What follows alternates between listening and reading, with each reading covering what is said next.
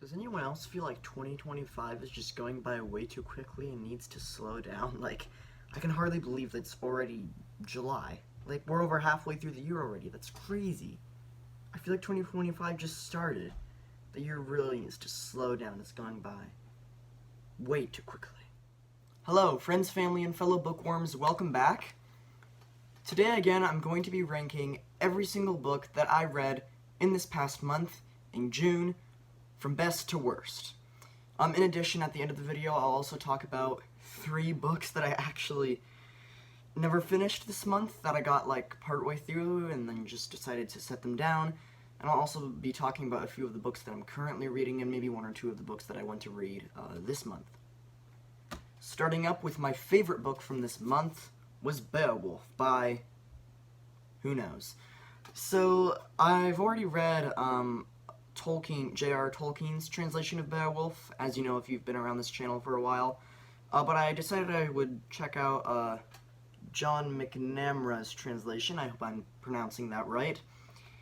And I gotta say, I actually probably enjoyed John McNamara's translation more than I enjoyed Tolkien's. Now, don't get me wrong, Tolkien's translation is still fabulous. But I just sort of feel like this one was more enjoyable. Like, if you're a person who if you just want to read Beowulf for fun and just enjoy it, read it like you would a regular novel, then I would definitely recommend John McNamara's translation. Very fabulous translation, I think. But if you're more of like an academic, then I would definitely recommend J.R. Tolkien's translation. They're both fantastic translations, of course, but I just honestly would say that I probably prefer this one over Tolkien's. But Tolkien's is still fabulous. Tolkien was like an expert on Old English and Beowulf. And just the story of Beowulf, too, I love the story and I love the themes in it.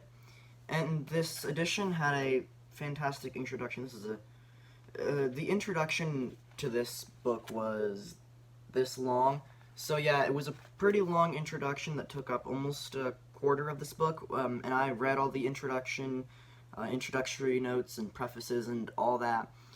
And I love how it sort of goes in depth into studying Beowulf, but not from an academic, like it is from an academic point of view, of course, but I feel like it goes in depth, but it's easy to understand just for someone who's not an academic, who's not studying Beowulf for like school or anything like that, and they just want to learn more about Beowulf. They can read the introduction and it goes really in depth, but it's also very easy to understand and very enjoyable for someone like me who isn't like a medieval academic or anything and just wants to read this kind of stuff for fun.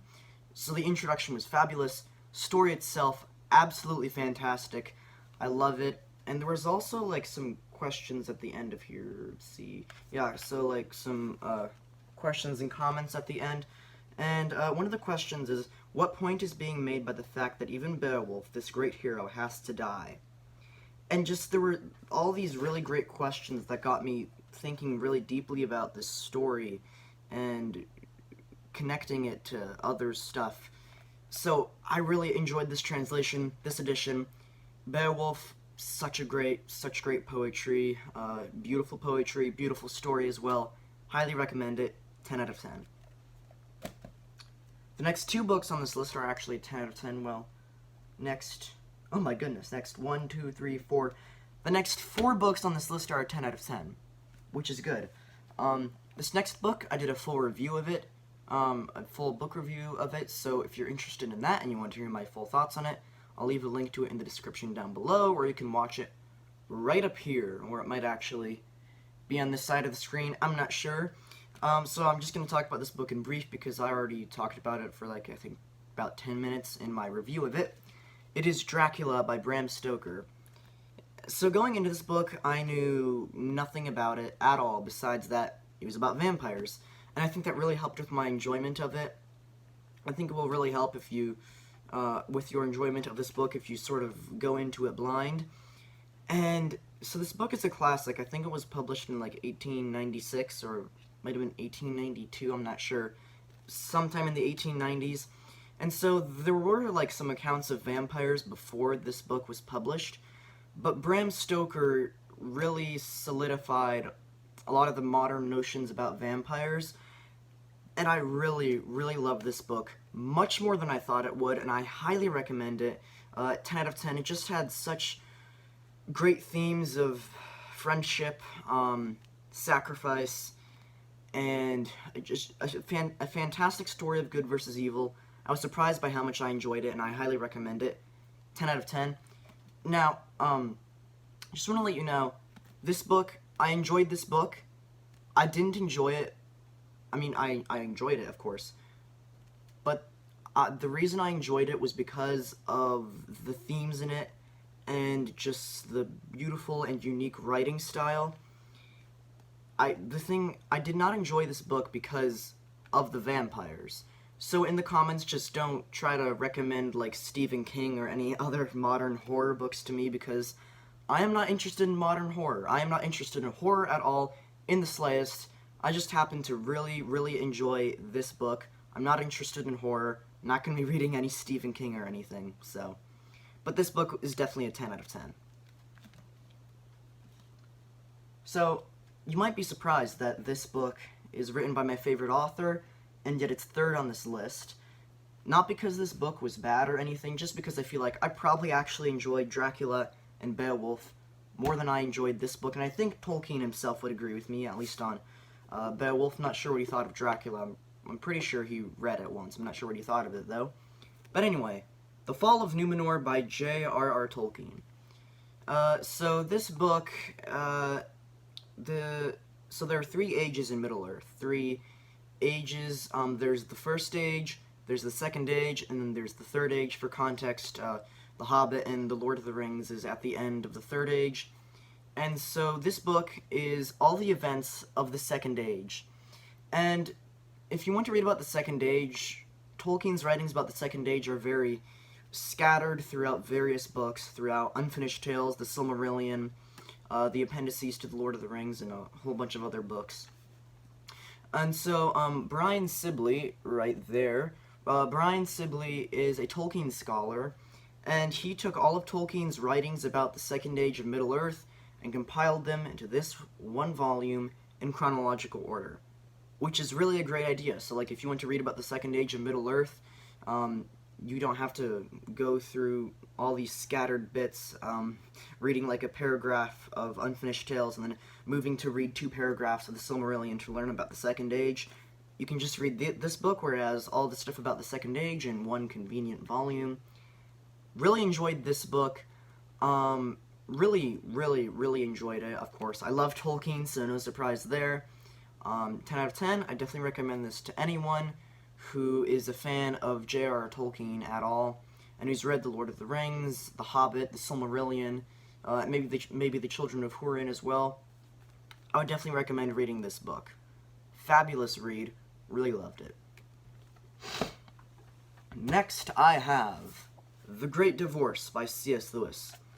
I don't really know how I would give you like a synopsis of this book in my own words, because it's a bit complex, so I'll just read the description on the back here for you.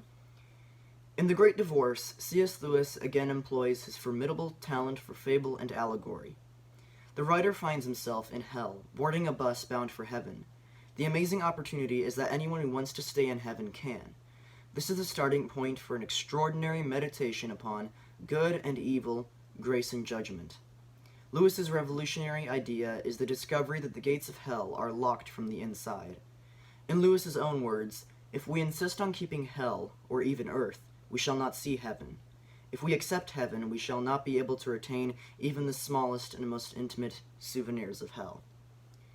So C.S. Lewis was a very deep thinker and Christian academic. I've enjoyed all of his writings, not just his famous fiction, famous children's fantasy fiction like Chronicles of Narnia. Those are great. I love them. And not just like the Space Trilogy, which is a science fiction trilogy, but also his theological writings like the Screwtape Letters, what was the other one? Surprised by Joy. And just C.S. Lewis was a masterful, deep thinker and Christian theologist, Really enjoy his theology and his writing. This book was no different.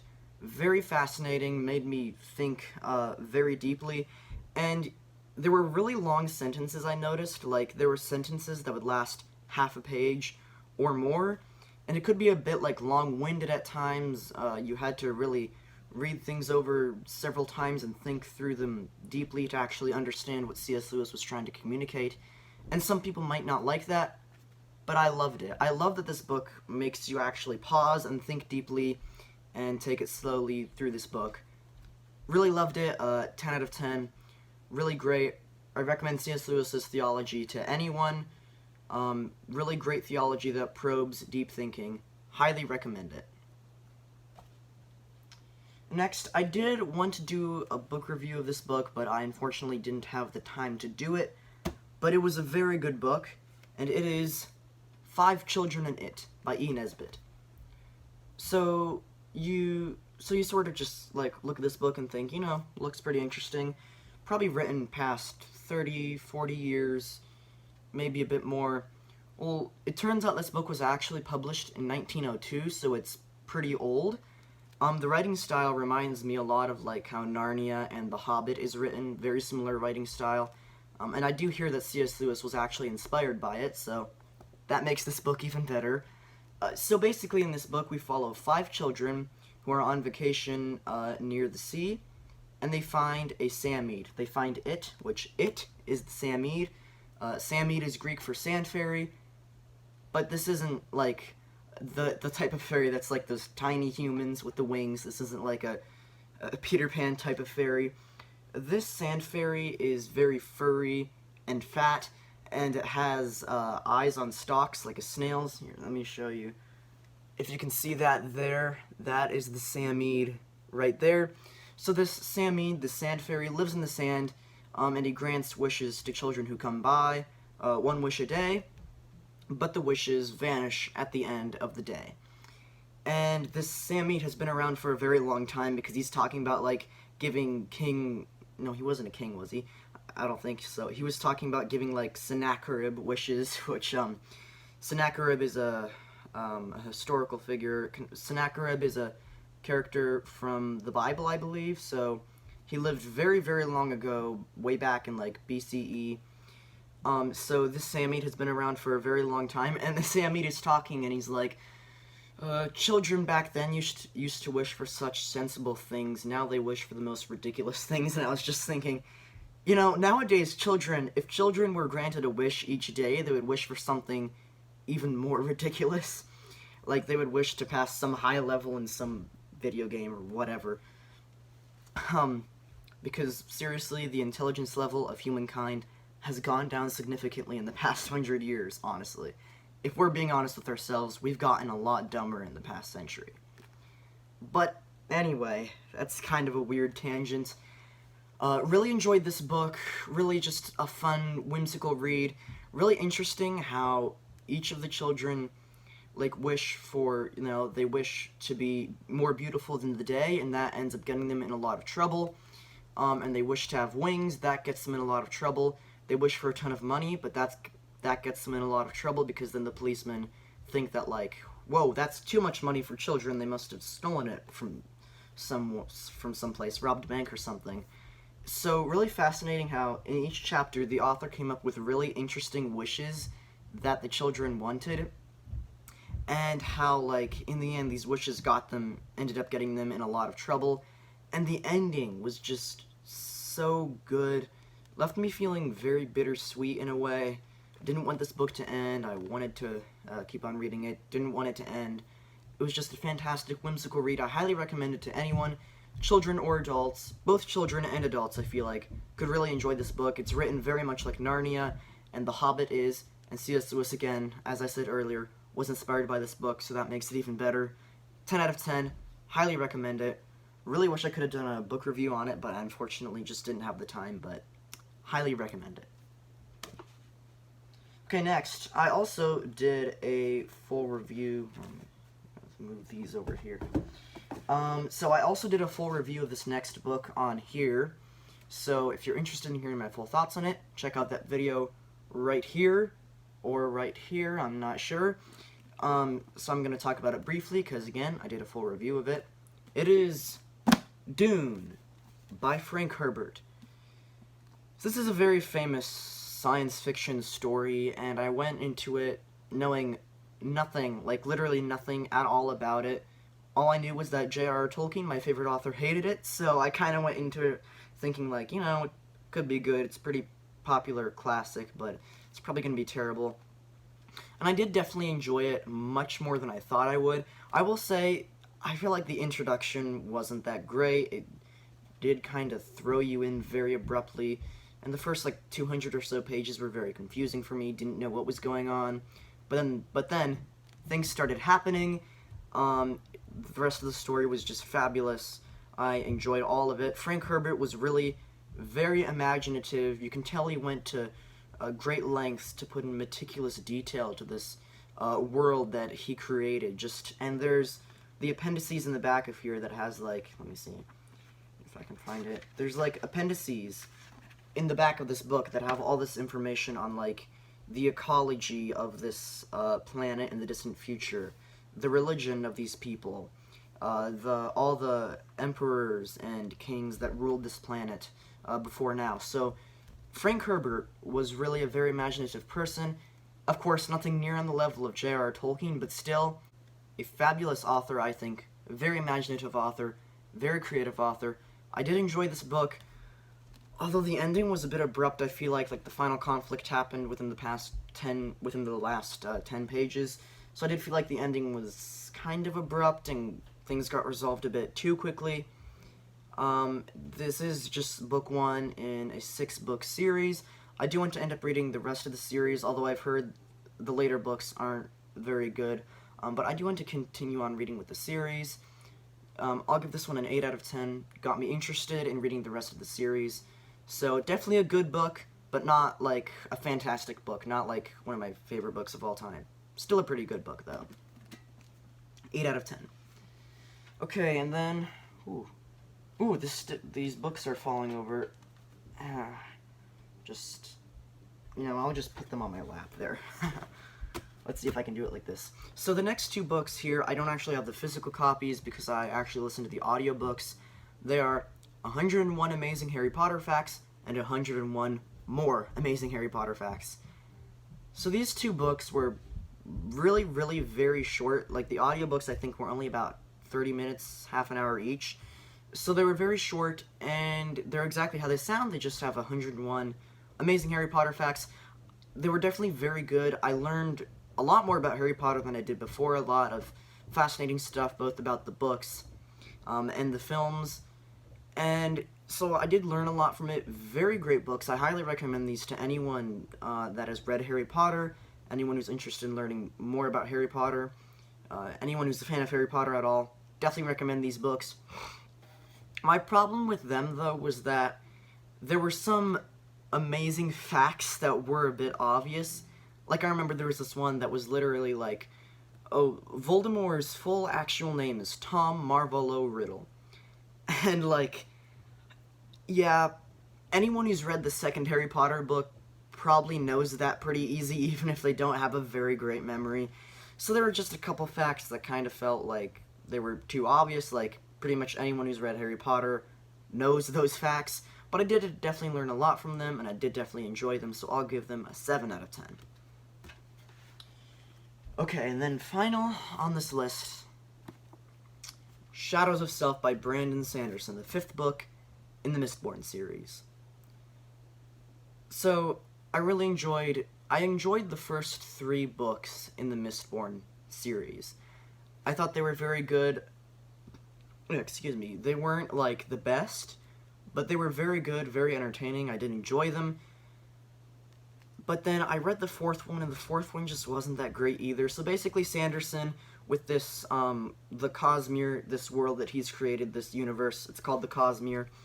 And so the first 3 books are very much a medieval type world, but then in the 4th book, it's 300 years later, and technology is advancing. The planet Scadrial now has cars and guns and skyscrapers and trains and all this modern technology, which I do think is a very unique idea. I just don't really like modern technology being in a fantasy book. And this book I really did not like. Now, it was entertaining, I did enjoy it, just very slow-paced throughout. Sanderson's writing style is very simplistic, and that really hampered my enjoyment with it. And I did not like the ending at all. The ending, I feel like, was, I don't want to say terrible, it was just a bad ending. Didn't enjoy it. And so I'm unfortunately going to have to give this one a 4 out of 10. Unfortunately. Right, so now that I've talked about all the books that I read this past month, I'm going to talk about 3 books that I ended up, the stack is falling over, that I ended up DNFing this month. And if you're unfamiliar with the term, DNF stands for did not finish. So there are actually 3 books that I DNF'd this month. The first of which, I do not have the physical copy here, I'm letting someone borrow it. It is That Hideous Strength by C.S. Lewis. The final book in the Space Trilogy. Now, don't get me wrong. This book was not terrible in the slightest. But it was going by very, very slowly. I got like 100, maybe 130 pages in, I believe. And I was just very bored. I hardly knew what was going on at all. I wasn't really interested in the story very much. Which is unfortunate, because like the Space Trilogy became one of my favorite series after reading those first 2 books. They were incredible. The 3rd book is definitely not as good, but it is not bad. But I just feel like I was going through it so slowly. It was like a month had gone by and I was only like 100 pages in. I was just losing motivation to read it. So I will pick it up again at some point. I will finish it at some point. I'm just taking a bit of a break from it for now because I was just going through very painfully slowly and honestly wasn't really enjoying it that much. But I've heard from people in the comments have told me that the book gets better once you get through the first half. So I will definitely pick it up again someday in the near future, next couple months hopefully, and I will finish it. I was just going through it very slowly and honestly wasn't enjoying it that much, so I will finish it at some point. The next book that I DNF'd was The Bands of Mourning by Brandon Sanderson, 6th book in the Mistborn series. This one was suffering the same problem as the 5th one. I just wasn't enjoying it. Story was going by a bit slowly. Writing style, very simplistic. And I just sort of lost interest in the plot, in the characters. I don't care about the characters or the story at all anymore, and I just wasn't enjoying it that much, and it's like, if you're not enjoying a book, and if you're not caring about it, why continue on with it? So I'm unfortunately giving up on the Mistborn series, which is a shame. I enjoyed the first 3 books, but the series is just losing its quality, as with Brandon Sanderson's other series, the Stormlight Archive, and I'm not enjoying the series, so I'm just unfortunately setting them aside for now. Unfortunately, I also DNF'd The Iliad by Homer. Now again, with That Hideous Strength, this was not a terrible book. I was sort of enjoying it, I guess you could say, but it was just kind of getting into a slog, like, very hard to get into. I was, like, I think 250 pages, how long was this? I was about halfway through, so I was maybe 300 pages in, and I just wasn't that interested in it. I was going through it very slowly. And so, like, I just decided, like, and it was sort of getting to the point where I felt like pushing myself into a reading slump. This book was, like, pushing me into a reading slump, which is unfortunate. And, like, after reading, like, a chapter, or even a couple pages of this book, I just didn't feel like reading anymore, which is such a shame. So this book just sort of made me lose motivation to read, which is very unfortunate, so I ended up, unfortunately, DNFing it for the time. I had all these grand plans for reading the Iliad and the Odyssey and doing book reviews on them, and I will do that. I will finish this book again. I will not give up on this book. I am determined to finish it sometime. I'm just setting it aside for now because I'm reading a ton of books at the moment. I wasn't really enjoying this one that much. I was kind of losing interest, so I'm setting it aside for now, but I will finish it sometime. I am determined. I will finish this book no matter what, sometime. Maybe near the end of the year, or maybe next year or something. I will finish this book, but for now, I'm just setting it aside for a bit. Now that I've talked about those, I want to talk about a couple of the books that I am currently reading. The first of which is... oh, this thing is a brick. Rhythm of War by Brandon Sanderson, the fourth book in the Stormlight Archive series. How far am I? I'm on page 130, which this book is like, what, 1,300 pages long, so it doesn't look like I'm that far in, but that's 130 pages in. So I will say, like, I enjoyed the first two books in the Stormlight Archive series. They definitely weren't perfect, but they were very good. I've very much enjoyed them. I didn't enjoy the third book as much, though. It was kind of a slog to get through. Things just moved by so painfully slowly, but I pushed on to the very end, to the last 1,300 pages, and I finished it. So, and I sort of took a break from the series for a couple months, and I will say, so far, I'm enjoying this book more than the third one, definitely. I'm enjoying it, although still, it is a much more slow pace than the first two books were, but not near as terrible as the third one was yet. Although, I might end up DNFing this book if it gets as slow as the third book, because I just don't have much patience for Sanderson at the moment. So, slowly working my way through this one. I might DNF it. Who knows?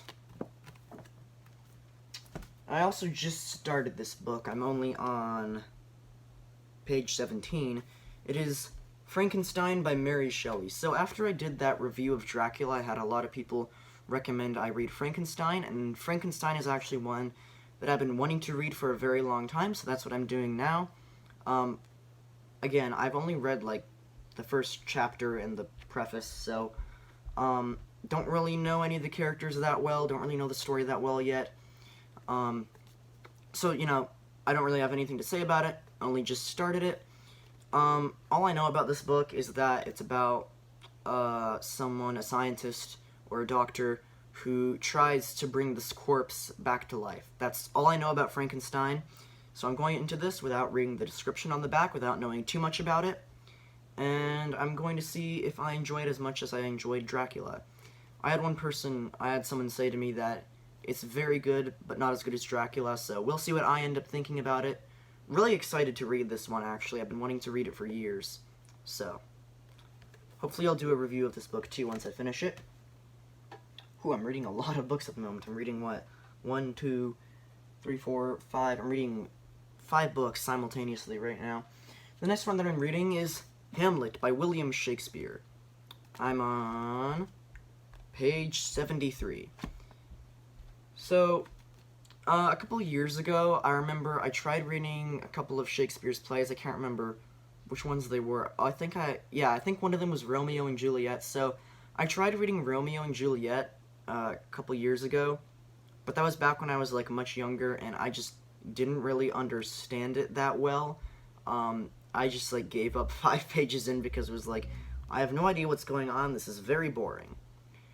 Well, now that I'm older and, like, I've read a lot of sort of difficult books that were kind of difficult to get through, I'm really enjoying this book. I am not having very much trouble understanding it. At the beginning, I kind of did, but then once you get used to it, I'm flying through this book, really enjoying this story, and I know that there are some people who say that Shakespeare is boring and outdated. Well, maybe you're boring and outdated. But I'm really enjoying this book. I'm not having very much trouble understanding it at all. Really enjoying it, flying through it, and really, really excited to read through the rest of this book. I have an enormous stack of books here. Hopefully they don't fall over. I feel like in every one of my videos I'm like, whoa, there's a huge stack of books right here. Alright, and then I'm also rereading The Hobbit by J.R.R. Tolkien.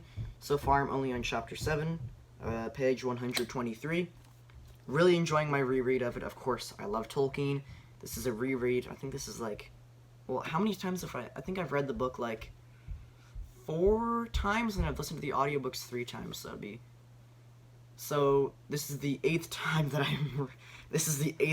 I'm reading this book. Really enjoying my reread of it. I pretty much have this thing memorized by now, but I just decided to pick it up and reread it just simply for the enjoyment of rereading this book that I loved so much in my younger years. I'm still young, of course, in my younger years. Enjoying my reread of it very much.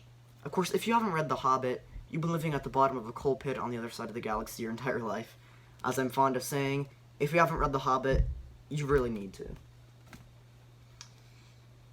The stack is getting wobbly. One more book left. Morgoth's Ring by J.R.R. Tolkien, edited by Christopher Tolkien. I am on page 70. So this is the 10th volume in the History of Middle-earth series. After this one, I've got only 2 more volumes to go. So this book deals with the history of how J.R.R. Tolkien wrote the Silmarillion, so his son Christopher, this was published posthumously, of course, and his son Christopher found all these papers in his father's office and edited them and published them. Those are the Silmarillion, the Children of Húrin, etc. And this has a lot of all the earlier drafts and stuff of the Silmarillion, along with some commentary by Christopher Tolkien about these papers of his father's, noting differences between the earlier versions of the Silmarillion and the published version. Really enjoying it so far, excited to get through the rest of it. Reading a lot of good books this month. Except maybe Sanderson. Okay, the stack is enormous, and it didn't fall over. Here, wait, let me show you this, and let me crank you down a moment.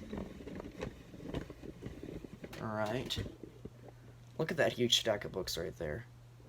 Oh, it doesn't actually look that big on camera, but it's pretty wobbly in real life. And now, hey look, you can cut off, I could do all my videos like this. Hello, friends, family, and fellow bookworms. Welcome back. Let me crank you back up there. Okay, you can still see the stack. Alright. Also, this following month, I went to reread the Harry Potter series, or at least start rereading them. Harry Potter was the series that first introduced me to the world of literature and reading, and I really enjoyed them so much in my younger days as well. And I'm rereading them now for the first time in like a year and a half, I think. So I will definitely start rereading the series this year. So thank you so much for watching this video. Those were all the books that I read in this past month, all the books that I DNF'd in this past month, and all the books that I'm currently reading this month. Well, thank you so much for watching this video, and for now, farewell.